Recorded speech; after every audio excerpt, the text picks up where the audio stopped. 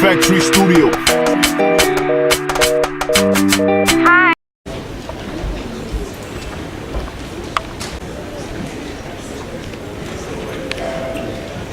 Y a-t-il d'objection à cet ordre du jour?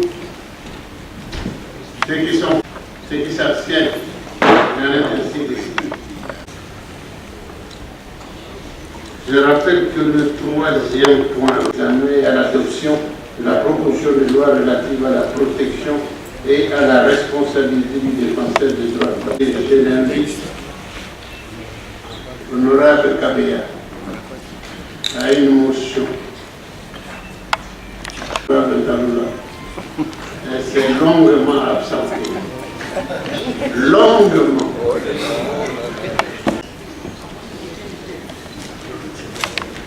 Votre appel a été entendu.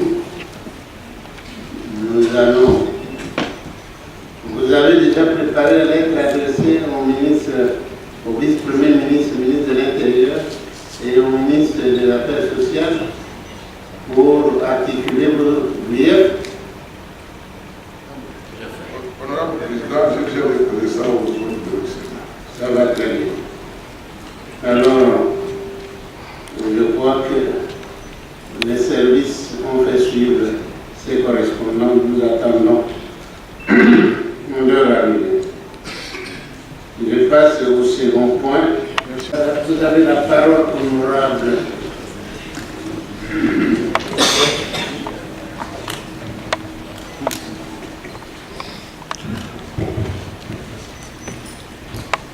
Honorable Président du Sénat,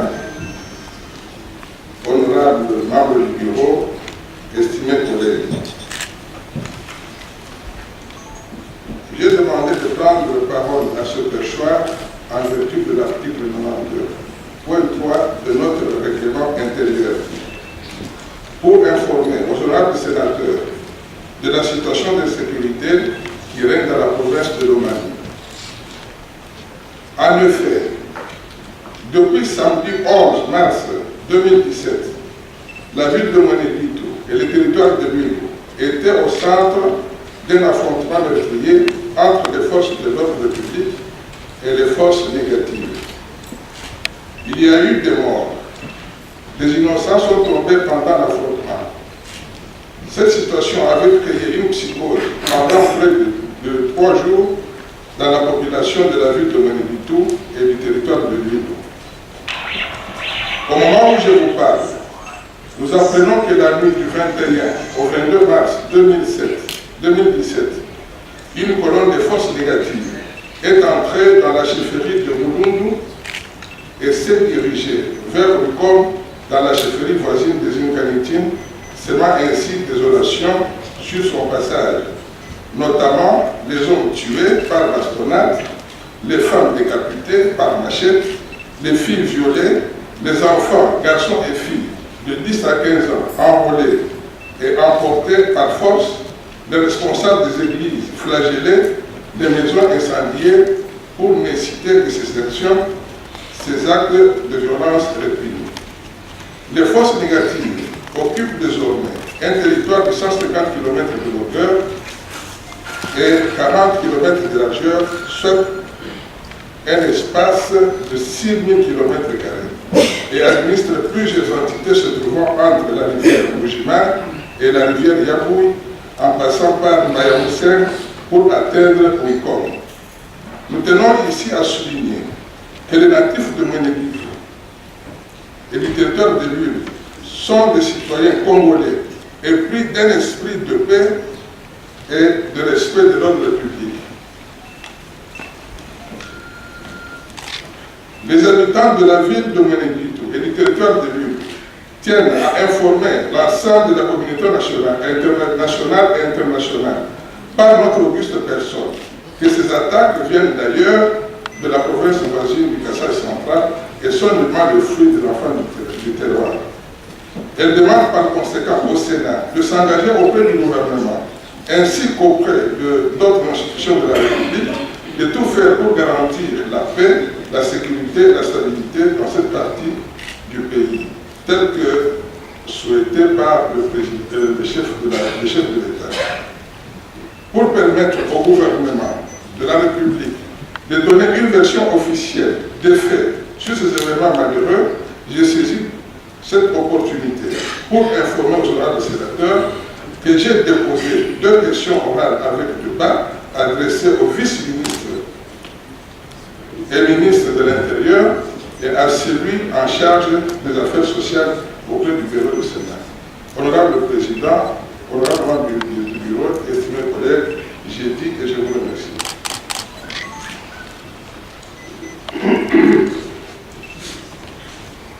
Puisqu'il y a une question orale avec débat adressée à 2 ministres,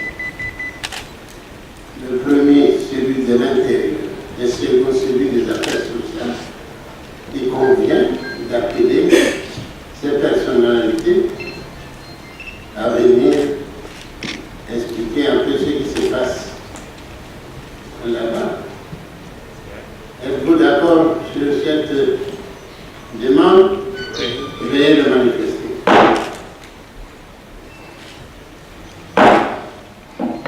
Voilà. Honorable, vous ne l'avez pas envoyé les documents.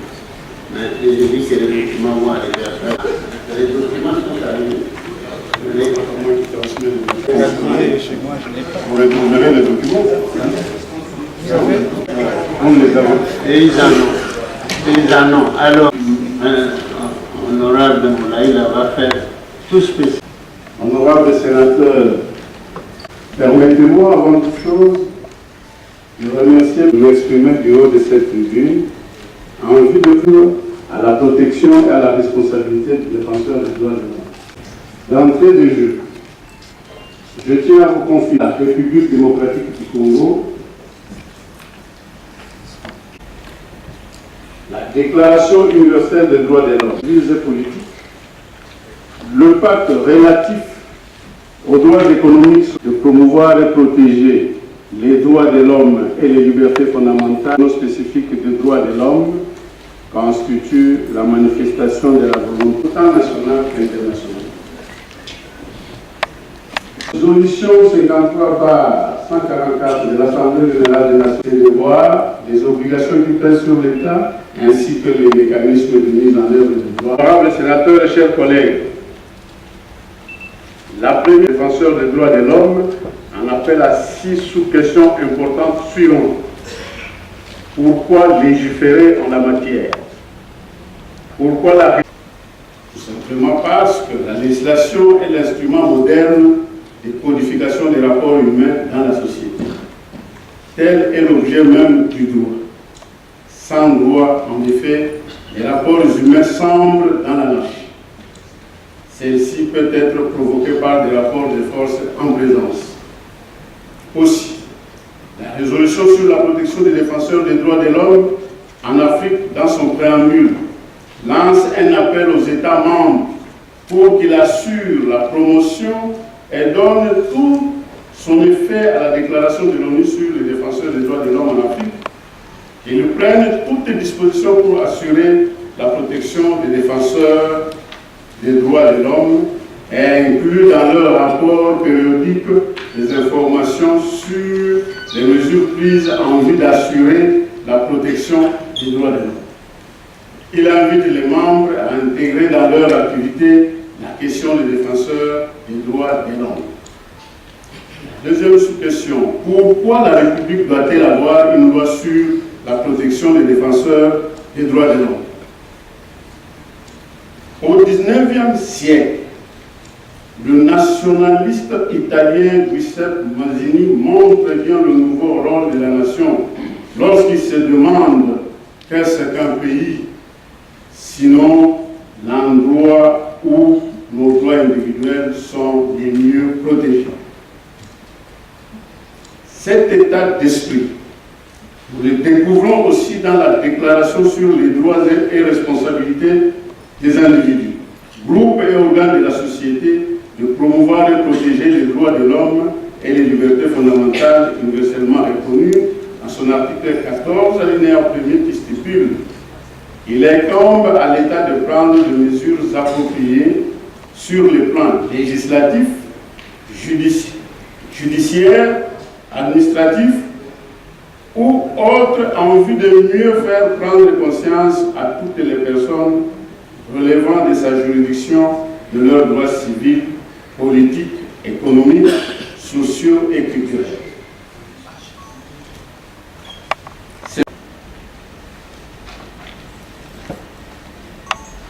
Pour assurer que les autorités compétentes protègent efficacement la reconnaissance et le respect des droits fondamentaux, disposant d'un titre entier dans la Constitution. Sinon, c'est ce que les juristes eux-mêmes appellent non-assistance en personne. Défendre ou protéger les défenseurs, j'ai compris. Compréhension.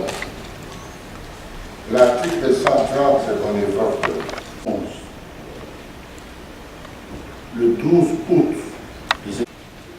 Je crois que c'est fort de ces constats malheureux.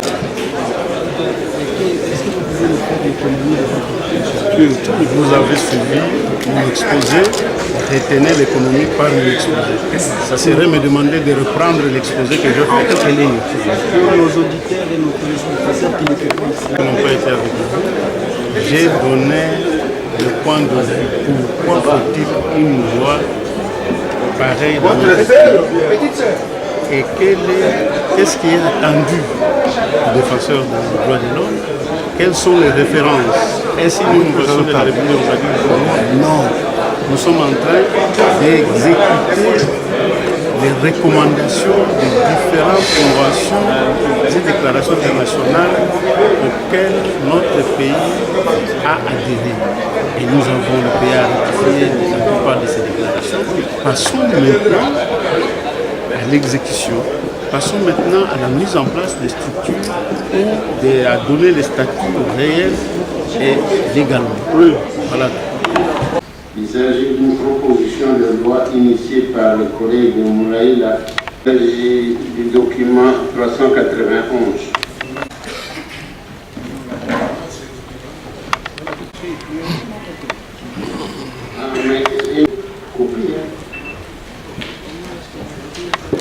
Je pense que je l'ai dit clairement, depuis la lettre 11, il y a eu des forces négatives qui ont pris d'assaut la ville de Monédito. Et au moment où nous sommes en train de parler, ils ont déjà pris aussi l'assaut le territoire de l'île et plus spécialement une partie de la chefferie de Noubou. C'est en fait la nouvelle qui est là. Les éléments de Kamana Sapote, selon le gouvernement, ont été déjà, et se sont plutôt rendus au pouvoir. Quel type alors d'éléments de Kamana Sapote qui continuent à semer la désolation? En fait, moi, je ne sais pas de quel groupe s'agit-il jusqu'à ce moment. Nous saurons par la suite quel est ce groupe qui pose des actes de violence à l'endroit de la population. Et qu'est-ce que vous attendez du ministre de l'Intérieur que vous allez bientôt interpeller, ainsi que celui des Affaires sociales? Il va éclairer la lanterne du Sénat et de la population sur ce qui s'est fait dans la ville de Monédito actuellement et dans les territoires. Merci. Factory Studio.